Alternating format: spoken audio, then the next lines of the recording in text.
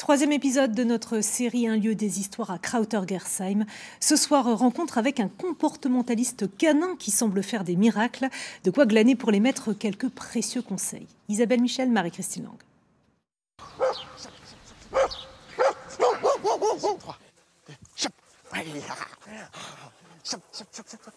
Bonsoir, Johan Braun est passionné par les chiens depuis qu'il est petit. Il est aujourd'hui éducateur canin et avec eux, il fait tout ou presque. Promenade éducative, sport et analyse comportementale. Nous sommes allés voir ça d'un peu plus près. Couché. Depuis ma plus tendre enfance, j'étais passionné par les chiens. J'ai tanné mes parents pour avoir un chien. Ils m'ont offert à l'âge de 11 ans. Et c'est à ce moment-là où j'ai reçu Jaika, ma border collie croisée berger australien qui a maintenant bientôt 12 ans. Et grâce à elle, ça m'a donné envie de faire le métier d'éducateur canin parce que j'ai rencontré quelques difficultés avec elle. Très craintif, aboyer sur tout le monde, avait tendance un petit peu en promenade à venir courir après les personnes, etc.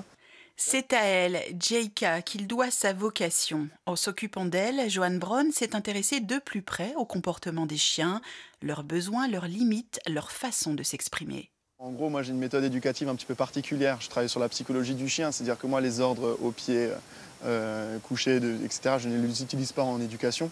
Moi je vais essentiellement travailler sur le comportement, sur des postures à adapter, etc., etc. C'est souvent les propriétaires qui sont beaucoup plus stressés que le chien et qui influencent ce stress sur le chien. Et du coup, automatiquement, le chien, qu'est-ce qu'il va vouloir faire? Il va vouloir se prendre un rôle qui est un peu plus important qu'il devrait prendre. Et c'est pour ça qu'on rencontre des chiens qui vont être réactifs, ou aussi il y a beaucoup de chiens qui vont devenir réactifs par rapport à de mauvaises expériences. Du coup, c'est tout un travail de désensibilisation à créer avec le chien et avec le propriétaire surtout. Bonjour, bonjour. Bonjour. Allez-y, je vous en prie, vous pouvez rentrer dans le chalet. Ok. C'est parti. Chloé Gerbert arrive avec Togo, un berger australien de 7 mois. Le chien de cette mère de 3 enfants est pour l'instant plutôt indiscipliné. Quand il y a du mouvement, vous n'avez plus de contrôle dessus? J'ai la laisse, donc j'ai le contrôle dessus. Mais il faut quand même bien... Ok, ça marche. Et détaché, comment ça se passe? Détaché, il va partir. Ah ouais. Ok, ça marche, Ouais. ok, bien. Dès qu'il est un peu content, dès qu'on s'intéresse un peu à lui, il va avoir tendance à sauter. Moi, ça me gêne parce que s'il y a des personnes qui sont, qui ont des problèmes d'équilibre, des personnes âgées ou la tata qui est habillée tout en blanc, ça va pas être chouette, quoi. Jusqu'à l'arbre et tu reviens. Ok, reviens me voir.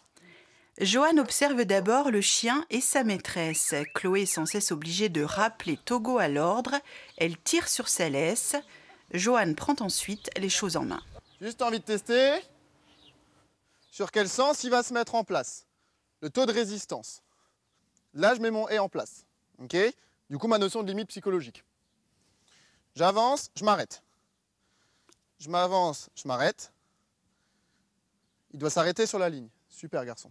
En 20 minutes, le comportement du chien s'apaise, il obéit sans aucune tension. Moi, mon objectif, c'est de travailler sur le déplacement. Vous avez vu que du coup, je n'ai pas parlé. C'est-à-dire que c'est au chien de réfléchir et de trouver la solution. Ensuite, une fois qu'il a trouvé un minimum de solutions, c'est-à-dire qu'à ce moment-là, je vais venir ancrer une limite à nouveau.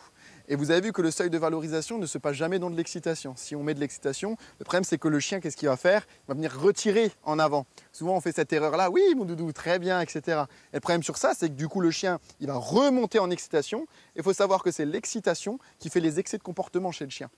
Diplômé d'État depuis 3 ans, Johan a suivi près d'1 millier de chiens. Et demain, pour le 4e et dernier épisode de notre série Un lieu des histoires consacré à Krauter-Gersheim, nous avons choisi de faire un gros plan sur un fournisseur de kits à tarte flambée.